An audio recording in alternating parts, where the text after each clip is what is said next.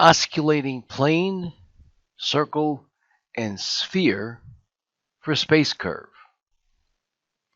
In a previous webinar on evolutes of a plane curve, in which I mentioned the osculating circle, I was asked about an osculating sphere. Well, I had never heard of an osculating sphere. I had to admit that was the case. But afterwards, I made sure I went and looked it up. And so this present webinar is a summary of what I discovered about the osculating sphere. So a plane curve has an osculating circle, which makes second-order contact. And the center of the osculating circle is the center of curvature. The locus of center of curvature is the evolute. Oh, I knew that. The space curve has an osculating circle that lies in the osculating plane. The osculating plane is the plane spanned by the tangent and principal normal vectors. I knew that. But the space curve has an osculating sphere, a sphere that makes third-order contact with the curve. And that's what I didn't know. And so from the elementary notions of curvature that you'd see in elementary calculus, to the osculating sphere, which you find in differential geometry, I'm going to stitch together these ideas and then illustrate them with an example. I'm going to begin by looking at the center of curvature for a plane curve. And there are two approaches that we could take. First one is to equate derivatives. In other words, you take the slope and the second derivative on a circle and match to the slope and second derivative on the curve. The other way is to look at the distance between the curve and the circle, and this is where the notion of second order contact comes. Okay, so let's look at this equate derivatives approach. Now, I've got commands hiding behind these table cells, and if you want to see what is behind a table cell, you would go to Format, Table, Properties. You got a dialog, Table Properties dialog. If you check this box, Show Input, and then click OK, the cell will open up and you can see what's behind it.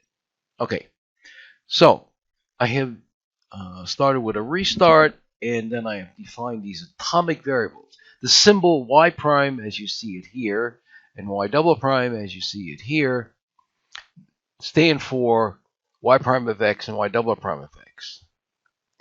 I define a circle, h, k, and instead of writing r squared, I write rho because I don't want to solve for r. I get two solutions and it just makes things messy. I'll solve for rho and I'll take the square root later. Now I need a first derivative and a second derivative on the circle, so I have to differentiate implicitly. And behind here I have the implicit diff command, and down here I'll show you how you could do that interactively. But at any rate, d1 means the first derivative, d2 means the second derivative. So this is the implicit derivative on the circle set equal to y prime, which belongs to the curve. This is the second derivative taken implicitly on the circle, and this is the second derivative taken on the curve. So you have three equations. You have the circle, the first derivative, the second derivative, matching, and solve for the three unknowns, h, k, and rho. So here's h, here's k, here's rho. Maple does that with no trouble. It gives you the solution. And I extracted these expressions and massaged them a bit to look familiar. H, K, and now I've taken the square root and called it R. Instead of having rho, which is this larger expression, I now call it R. That gives me the center of curvature. This is the radius of curvature, and these are the coordinates of the center of curvature, the plane curve. And this is what would happen if you right-clicked on The equation of the circle. I guess you would go here. You would go here to the context panel. Under differentiate, you would differentiate implicitly. What would happen is you'd get this image, this pop-up. And you see Maple has picked as the dependent variable h, but the other variables are listed here as independent variables, and it's going to differentiate with respect to k. So you've got to intervene. So you want to get the first derivative. You choose as dependent variable y, independent variable is x, and you differentiate with respect to x. You say, okay, you're going to get the first derivative. That's how you get this. To get the second derivative, y here, x here, and then it's x comma x. That will get you the second derivative. Now let's get the center of curvature by looking at the distance between a circle and the curve. Now here are the stage directions. Stuff is hiding behind these cells. I did a restart. I did a typesetting trick using suppress, and then I did an alias. So I'm going to just show you what's hiding behind this cell. Format, table, properties. There's dialog, show input. Okay, there's your restart. Suppress on y of x means the letter y shows up. And then I want prime to mean a derivative. And here's the alias. This is an atomic variable, y prime. So it is a symbol, or it's a name. And you can always tell if you have atomic variables. You go to view atomic variables. You notice the atomic variables show up in magenta. Okay, that's how you can tell if you have atomic variables. So this atomic variable is an alias, a short name for the derivative, which is a maple derivative, diff y of x comma x. But you notice I only had to write y.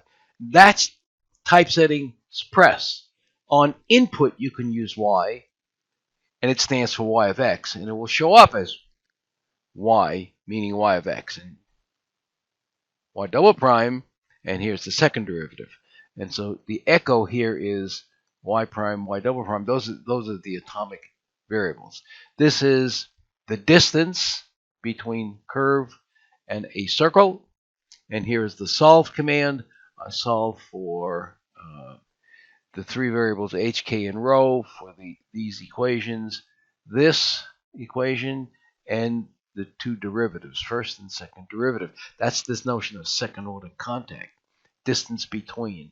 Okay, so I'm going to hide this stuff again, and in the display you just see the echo, you see f, you see the solutions of h, k, and rho, and if you pull these pieces out, you get the same things that we had when we did equate derivatives. So there are two different ways of looking at the way to get the coordinates of the center of curvature.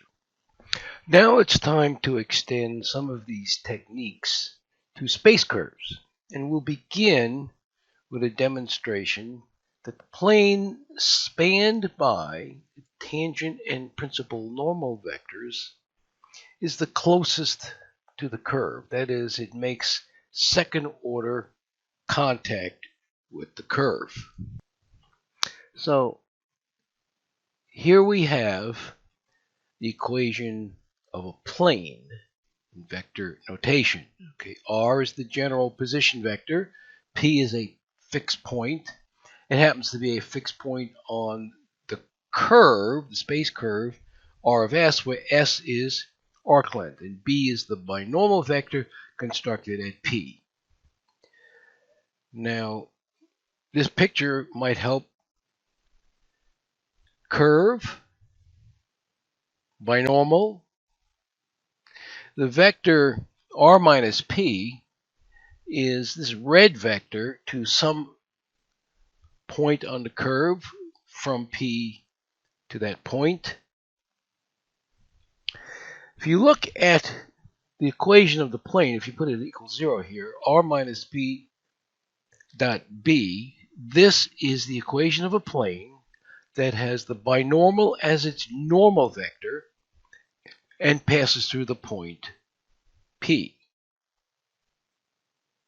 Now, this dot product is a number equal to the length of this gold vector, which is a projection of this red vector onto B. That's what's really happening here. So we set up this function f of s as a measure of the distance of a plane through P, normal B, from the curve. We want to show that both the first and second derivatives of this expression are 0. So the dot represents differentiation with respect to arc length. And r dot is t, and r double dot is the curvature times the principal normal. So let's take the derivative. B is a constant vector. R depends on s, and we're looking where on this curve we should fix the point r of s. R dot is really t, so t dot b. Well, these are orthogonal vectors, and you get 0. R double dot, well, that's kappa n, and n is orthogonal to b. That's for an A theory, and that's 0. So the plane spanned by t and n makes second order contact, and therefore it's as close as you can get to the curve. We've gotten the osculating plane. Now let's get the osculating circle. Here's where we're going to get the osculating circle. It will be the intersection of the osculating plane with the sphere making second order contact with the curve R. How we set this thing up. We have a sphere of radius A centered at the point lowercase p. R is the general position vector, so here is the way you would represent such a sphere. Norm squared, r minus p dot r minus p equals a squared. Now, the function f of s will be the square of the distance from the center of the sphere to the curve less the radius of the sphere squared. So this is the f of s we want to deal with. And what we want to show is for this to have second order contact, we will end up with the appropriate definition of the osculating circle. Okay, so what is involved in obtaining second order contact? Well, you have to have the first derivative and the second derivative equal to 0. So let's differentiate this expression. R minus p dot r minus p, well, you're going to get 2 r minus p times the derivative of what's inside, so that's an r dot. Then you differentiate this. There's 2. I've differentiated r dot, so I get r double dot. And you multiply by r minus p. And then you have an r dot, and you differentiate r minus p. You pick up another r dot, so it's r dot squared. We want that to be 0. So we set that equal to 0, and we look at r dot, which is tangent vector t. And t is a normal vector, so r dot squared is 1. So here's a 2, and this would be a 2. It's equal to 0, and you cancel the 2, and you're going to get a 1.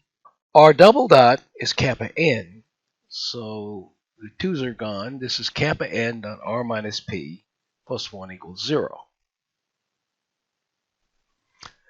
Divide through by kappa. 1 over kappa is the radius of curvature, r. So we're now looking at n dot r minus p plus r equals 0. Now we have to go over here to a consequence of the first derivative. R dot is t.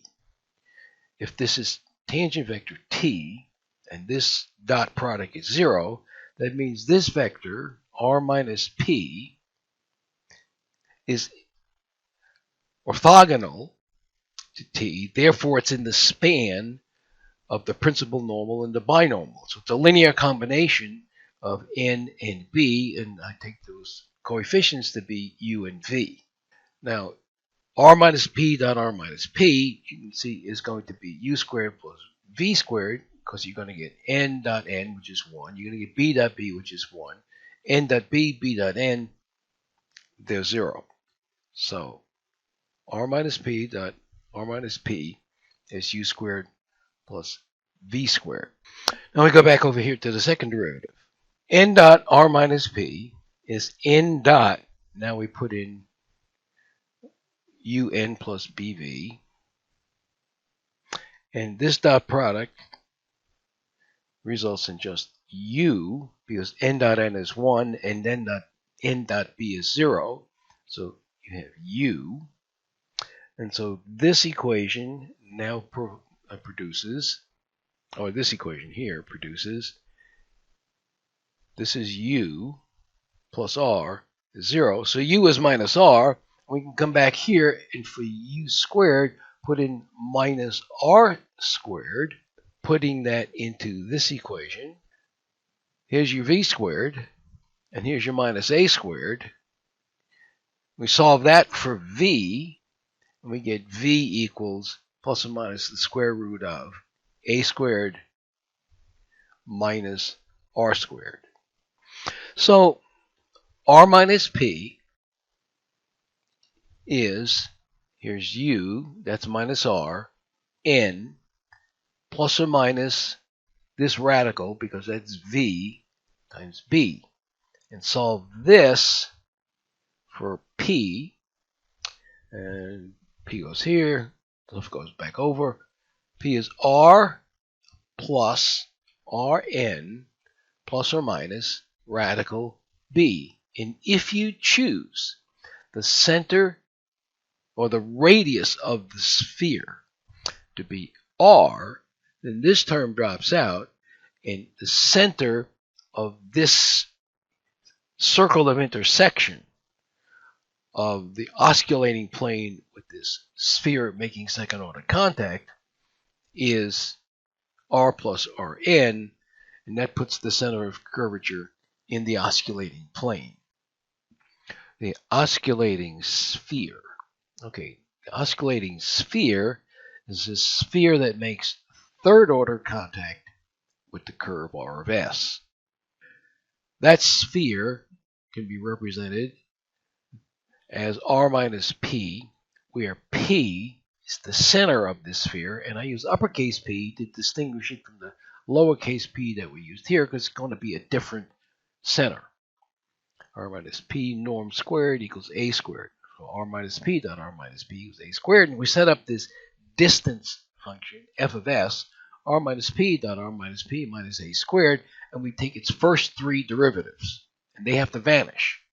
So some of this we've seen already. To take the first derivative, you get 2 r minus p times the derivative of what's inside r dot. Then you take the derivative of that, you get an r double dot r minus p, and then you get an r dot and another r dot, and you get r dot squared. We can make some simplifications here. R double dot is kappa n, and r dot is t, so this is t, a norm of t, or t squared. That's 1, so 2 times 1 is 2. Now we have to take a derivative of the second derivative, and so d by ds, arc length, s, arc length of this expression. Taken out to 2.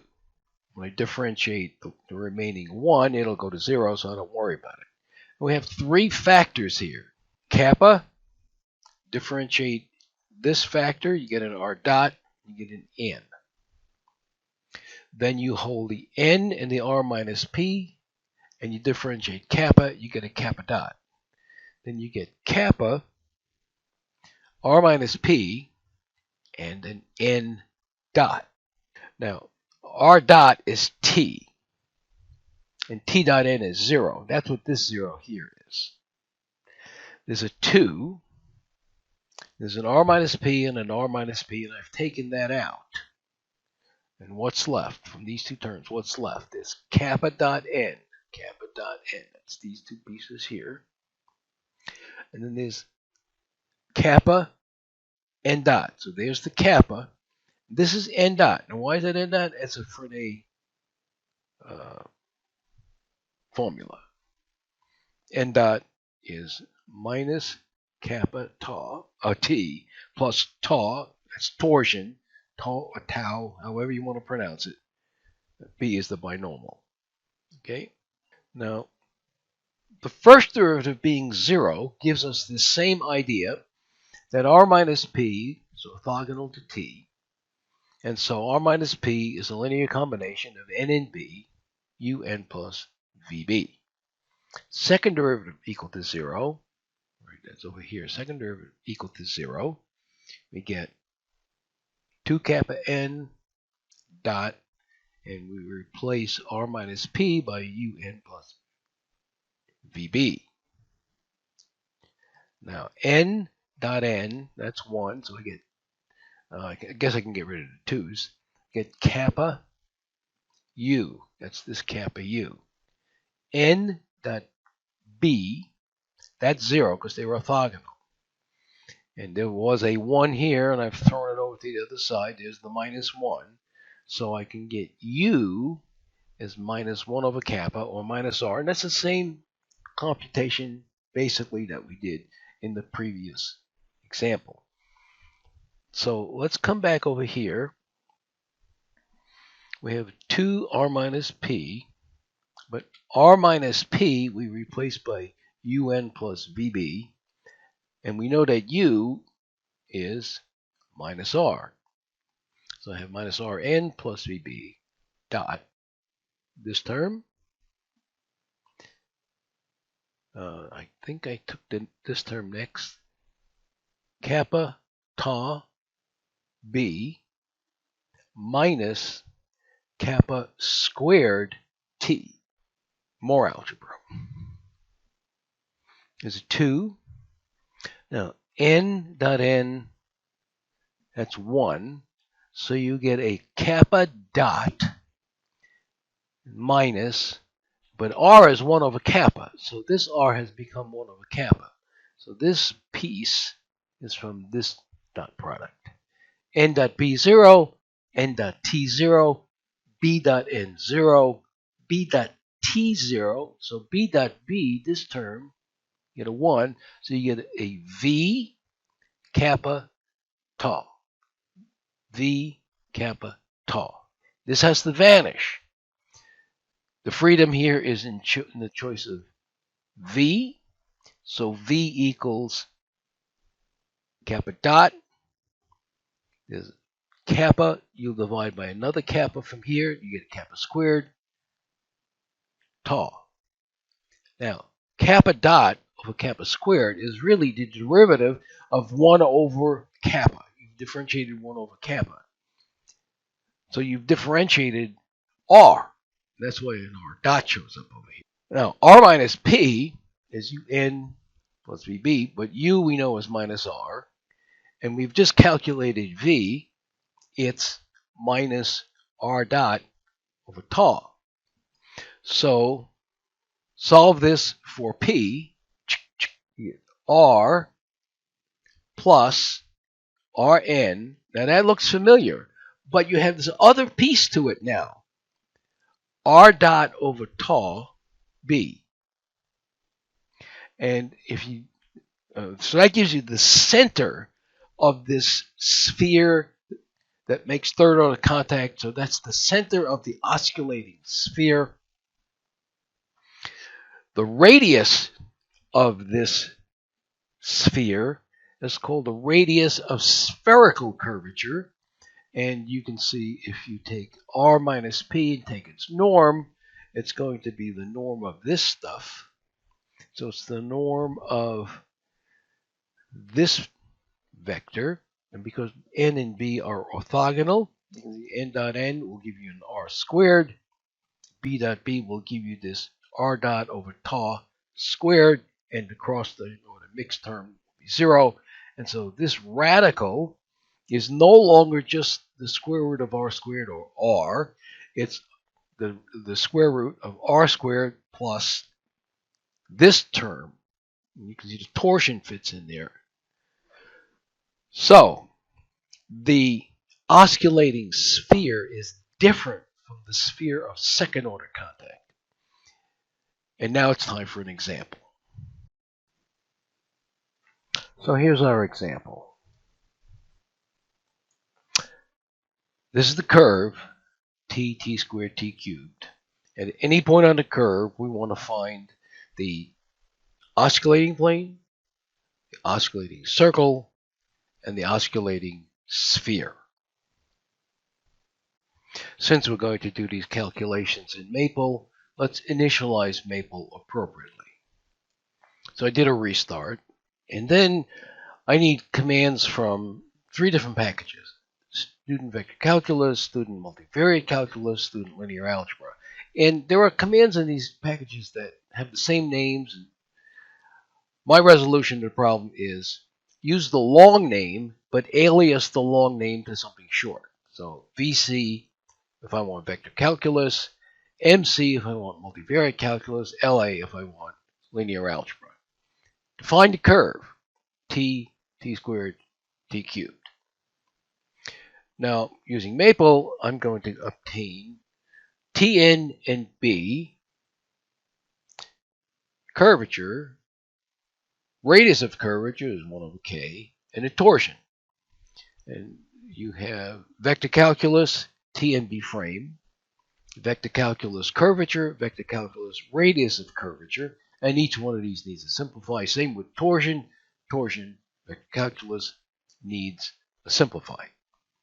So T and B frame comes first. That's this list of 3 vectors, T, N, and B. Then I have the curvature.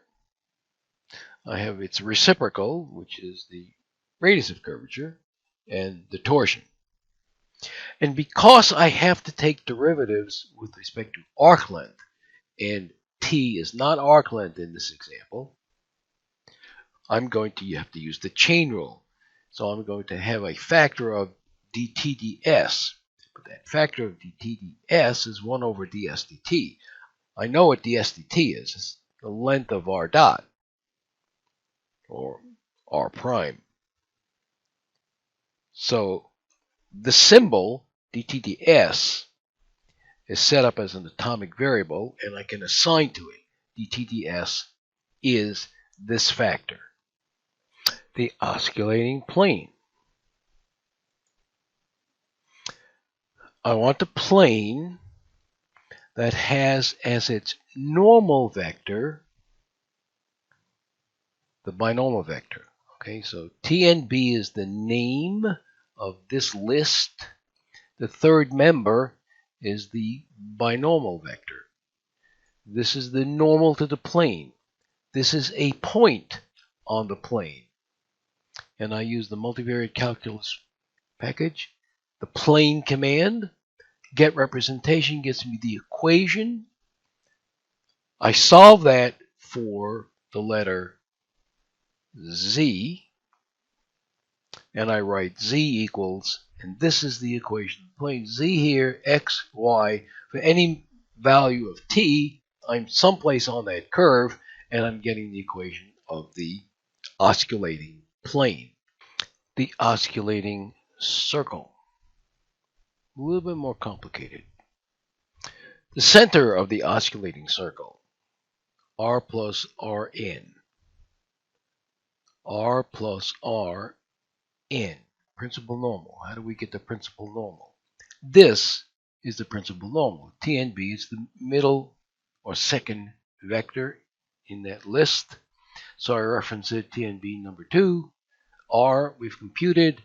So center of the circle is what it looks like. For any value of t, this is what it looks like.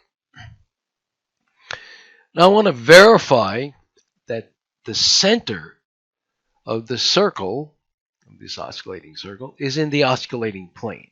Okay, so we have an equation for the oscillating plane.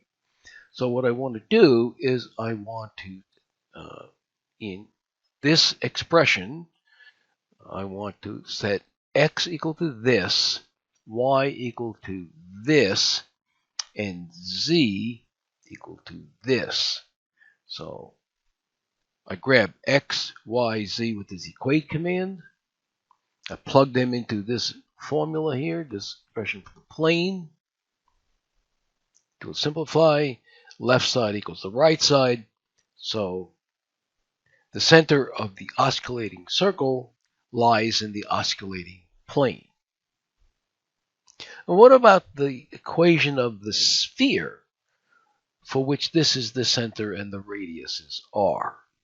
Well, it's x minus this squared plus y minus this squared plus z minus this squared equals r, minus r squared equals 0. That would be, I call that S2, the sphere making second order contact. Does this sphere touch the curve? So I want to put in here for x this